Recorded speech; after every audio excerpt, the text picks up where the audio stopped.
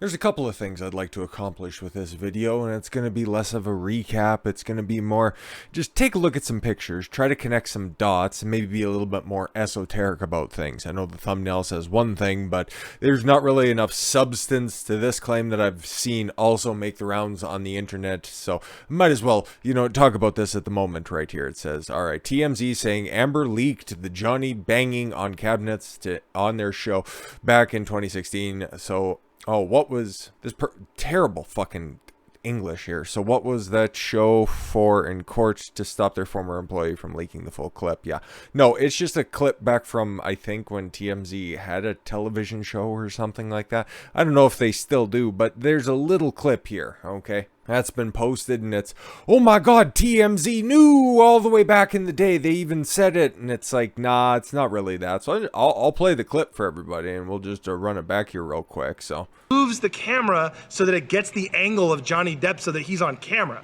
Now, the other thing that I have to say Amber thinks by leaking this video is going to go a long way for her is that she's been alleging a lot of bad things about Johnny Depp, about domestic violence, about hitting her, breaking bottles, and overall acting a certain way and being intoxicated. Yeah. Okay, I just sped it up a little bit because I just wanted to save everybody's brain cells because it is TMZ after all.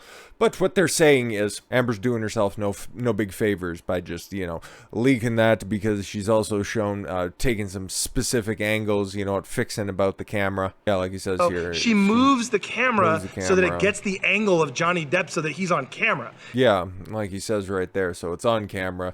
She's moving it. It's not really a good look for her. But the big catch that people are just trying to hang their hat on right now, well, yeah, they said that Amber Heard leaked it, therefore they knew. Okay, obviously they knew and they could tell. Okay, this is Amber Heard's the one who's fucking taking this video anyways, okay? And then the only way that it would get out there is from Amber Heard. Okay, everybody fucking knew that to begin with. It's not like they had the hacker 4chan get on fucking Amber's phone or anything like that. So that's the vernacular that you use to describe the situation. Obviously, the fucking video got leaked. And unless you're Amber Heard and all of the transient lackeys that she surrounded herself with over the years, you're not gonna believe her recounting of the events because they just don't make any fucking sense, okay? But the latest group of people that she surrounded herself or had to pay to surround herself with, I think it's finally reached a breaking point, at least for one of them specifically, because you can take a look, okay? And I'm not going to play any audio because it really doesn't serve anybody to be listening to this stuff. But this is from yesterday's closing arguments. I just want to play a little bit of this because Camille's describing is like, how the fuck is that a broken bed or anything like that? Shit don't really make all that much fucking sense.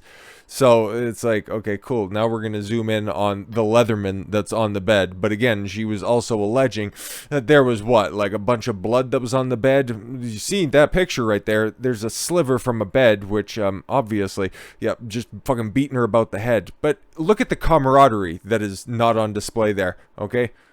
Between all of the people that are at the front of the desk right there, okay? You have Elaine with a nice expression on her face. You got Cenk Uygur over there. The body language, the standoffishness. He's just sat back in his chair, not paying attention to any of this stuff. He's not really needed on the day. He's just there because he's there to collect a check. Okay, you make sense. But Amber's taking notes, or if you see some other specific parts of the stream, okay, you might notice that her pen is a little bit hovering above the notepad that she has there. So whatever, do whatever the fuck you like, okay? Make it about you. Oh yeah, it's a good look for her. She's just also doodling, just like Johnny Depp was, except for she doesn't really produce anything. It's kind of like her career emblematically, but there's nothing there, okay?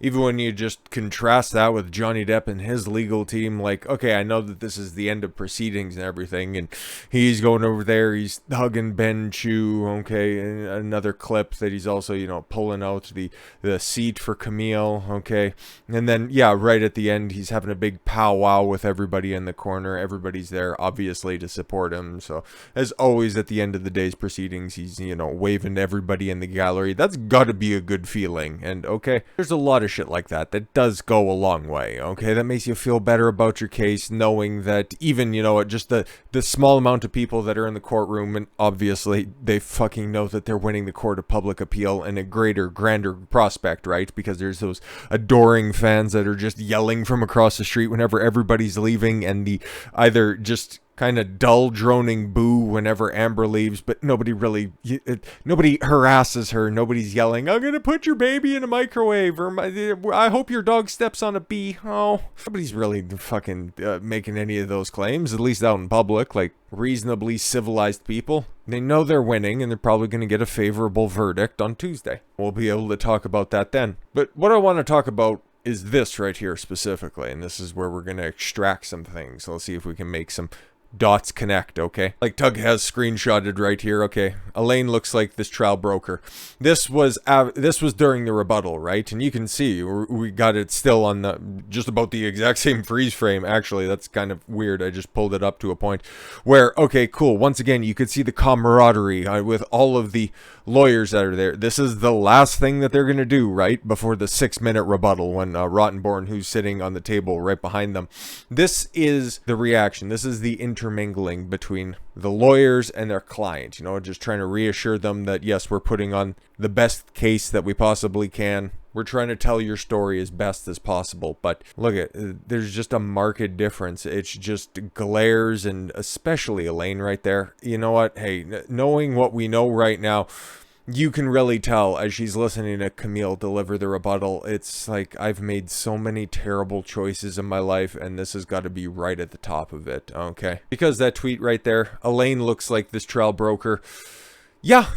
No, yeah, very much. And then you read this from James from court. He's the mop-topped kid that's sitting always in the gallery, okay? All right, he's been there for all but just like a couple of days since the trial began.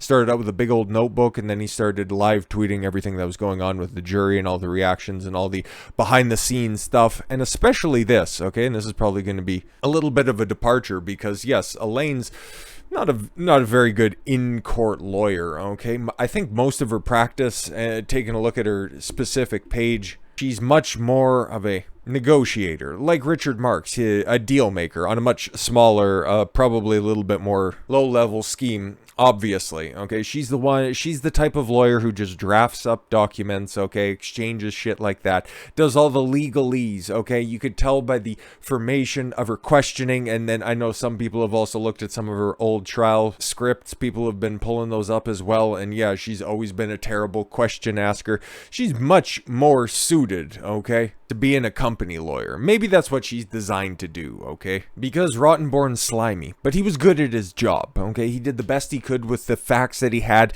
He tried to put in his type of argument. Oh, this is a First Amendment gimmick, and Amber Heard has the right to say anything that she wants, and defamation is a tough case to prove, and Johnny Depp's a total liar. But the First Amendment and defamation is really hard to prove for a public figure, okay? If we would have just couched everything in that, we might have had a case to win, okay? And that's where this becomes, oh God, is as tragic as I could think it is, okay? So, James was reporting here, late after the trial, before the jury went home, Elaine Bredehoft left for the bathroom crying. That's kind of sad, okay? We all felt terrible for her. After she came out, we tried to make her smile. I hope it helped. We don't know why she was crying. He followed this up, same tweet thread, rather. But we all noted how it must be hard for her to deal with this type of public attention while defending a client she probably doesn't like who constantly abuses her. Yeah, that's what I think here. Because this entire trial, all of the evidence that's been presented before the entire world to see at this point, is just the cycle of violence that Amber Heard commits. If we're going to listen to Ben Rottenborn's interpretation of what violence is, what Amber Heard does to everybody that's around her, okay, the aftermath and then her current surroundings outside of her sister, who was that, Kate James or Debbie Lloyd, said that is just basically the fucking kicked dog at this point. The only person who showed up for her support during closing arguments. Everybody else has removed them from her life. They want nothing to do with her. You'd think that that should be the opposite for somebody who was at one point incredibly attractive. She's much older and everybody knows her fucking schemes at this point, but is a famous Hollywood actress, right? She was just on the cusp of a breakthrough moment if it wasn't for all of these shenanigans going on. Sure thing, right? somebody with all the connections, all the inroads, like the ACLU, and she's a big supporter, a big pledger to the Children's Hospital of Los Angeles, okay, a well-connected individual, but she can't get anybody to come to her defense that she doesn't fucking pay for, okay? And one of the very, very, very few people that have stuck around her since the UK trial, okay, a short 2 years ago, everybody before that, she's already fired and gotten rid of. Don't worry about that. Don't talk about them. Don't need to talk about them because they have nothing good to say, because Amber Heard's always been perfect, okay? Elaine has actually been there since UK, has been there through that, assembled theoretically, okay, we don't know how this motley crew of lawyers came all together, but Elaine's been there. Okay, is she lead counsel? Probably, because Amber Heard couldn't stomach the fact that, she couldn't let a man lead her case. Oh my God, this is a domestic violence claim, and Johnny Depp is a horrible abuser. Don't mind any of the audio that's ever been played. He needs a woman to be, direct examining her the first time that she came up to the stand.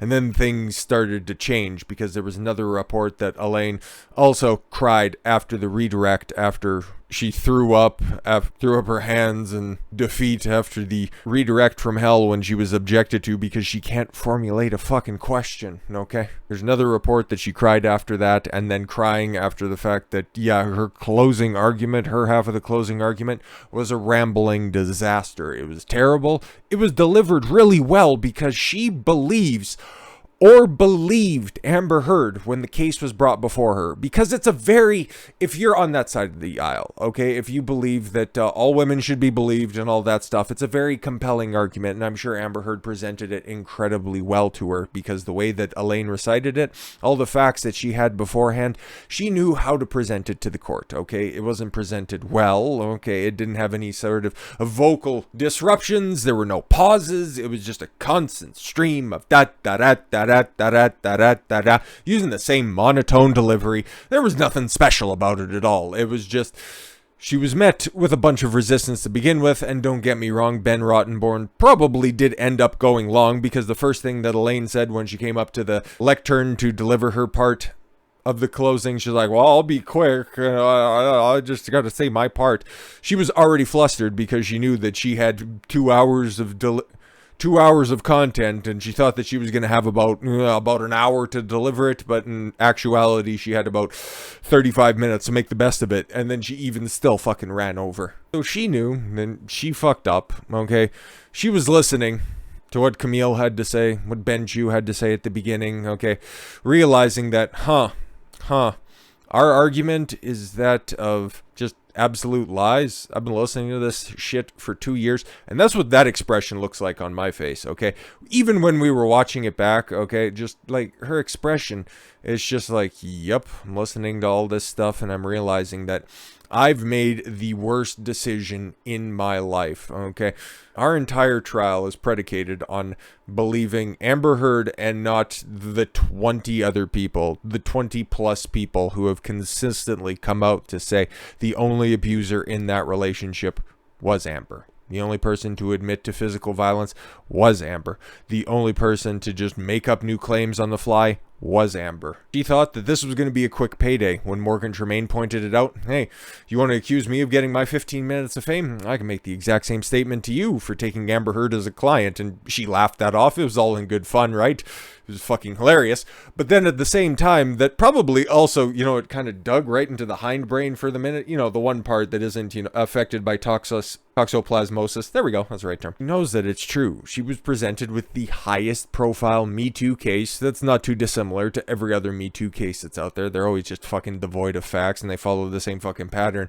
Nobody wants to believe my first allegation. I'll just make a more fantastical claim until we get to a point where my husband bottle raped me on a fucking bar with so much glass on the floor that I was sloshing about while being on top of a bar. Your feet are touching the ground, even though you're like 5 and change tall. Whatever, don't think about it too much. And that's what Elaine was doing. You had this high profile case. It was only going to be a big dub. But then you started to get into the facts, okay? Because you were told a narrative. You were spun a story.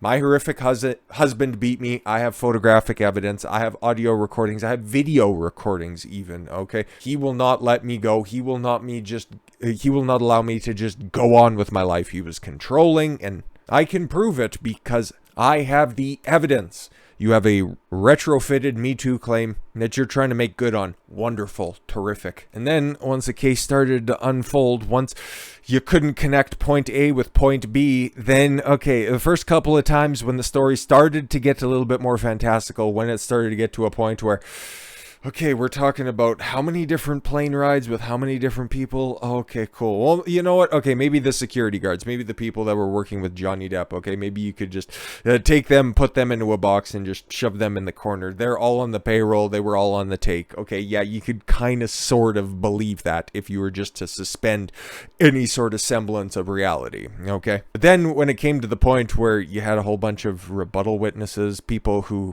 really don't stand to gain any of that stuff, and then it started to regurgitate it right there in your face that you and Rottenborn presented. I don't think the way that they delivered that closing argument, don't even mind the fact that they just obliterated their time allotment. Okay, Rottenborn ran over and Elaine vomited over. It sounded completely and utterly disjointed, like the way that Camille's closing argument to begin with flowed nicely into Ben's shoes. They didn't step over one another. Rottenborn had his arguments to begin with, and then he recapped all the evidence, and then Elaine came up and she recapped all the evidence at like 4 times speed. It was a disjointed defense, and Elaine sitting there listening to the fact that, no, I was here the entire time. I listened to Johnny tell his story.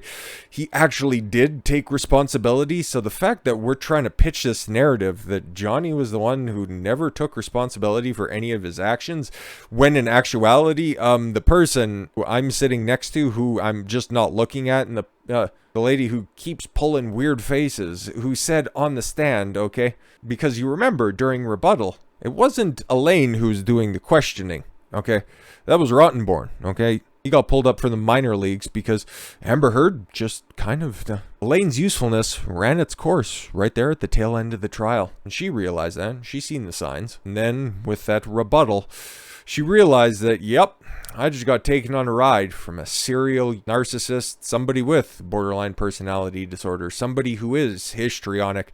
I was sold a bill of goods. I took it at face value thinking that, you know what, this is probably a very sympathetic case at the time. It was a very easy case. A woman coming forward with an assault allegation. Most people are just going to take that at face value. And the fact that he's bringing a defamation case, okay, even if I am just a transactional lawyer, I can probably do something with this. We can raise a specter of it, and I can just cash in and then cash out and invest in Chewy and do whatever the fuck you want with the rest of your life. But when the evidence started to come in and the allegations started to once again escalate and become far more fantastical, listening to all the stuff back right at the end, yeah, you were used up. You were the latest and hopefully final victim of Amber Heard, because she's not going to care. But now that everything has been recorded, everything has been put on blast, hopefully at least Elaine is the final victim of Amber Heard, because she's a terrible trial lawyer. I don't want to take anything away from her. Her performance during this entire 6-week span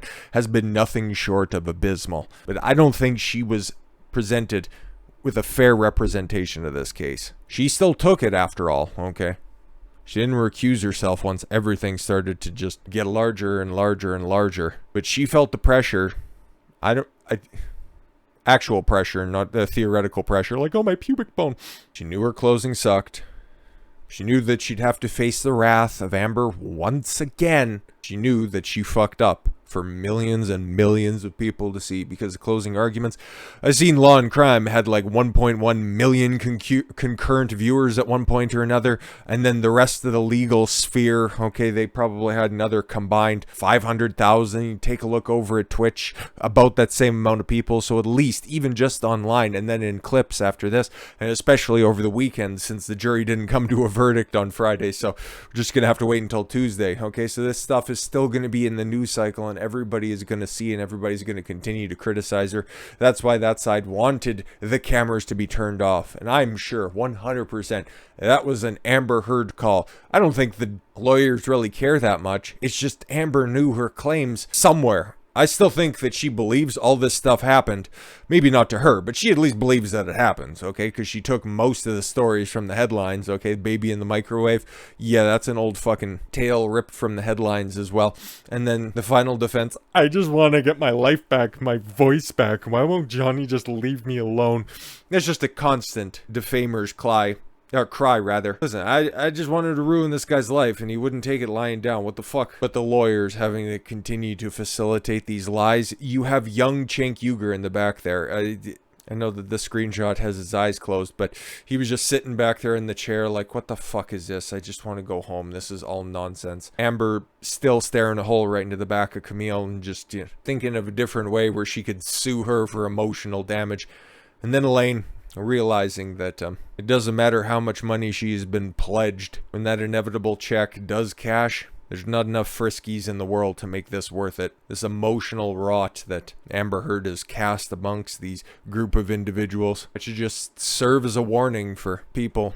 You don't have to back up everybody, okay? You don't have to believe all victims. You don't have to believe all people. If there's evidence that's there, that's great. Go forward with that, okay? If all you have is just empty claims and you have what you believe is evidence that doesn't fucking back up anything. Oh, you got pictures of your husband at the time sleeping. Great, wonderful, fantastic. What's that supposed to prove? That he put a fist through your face? I don't quite think that works out that way. But yeah, like Tug says, I think this trial broke her, more than likely. I don't see her ever coming back to a courtroom. She's just going to be a paper pusher until the end of time. Because after this verdict is read, Amber is firing everybody, getting a new group of lawyers that are out there, or maybe just going on full-time with the ACLU because the system doesn't work and I need to look for recourse out there. That's just my take on it. I think Elaine's abilities should be rightly criticized. It's terrible closing, terrible questioning, very meme-worthy questioning, okay? At least that was one redeeming factor of it. But the pressure and the lies that she was spun by Amber Heard, she probably knows what Johnny felt like. And then in that moment, captured in that screenshot right there, she knew that she fucked up. With all of that said, thank you all very much for the gift of your time. I've been Don Consuelo. I want you to follow your gut and get after it. Take care, everyone.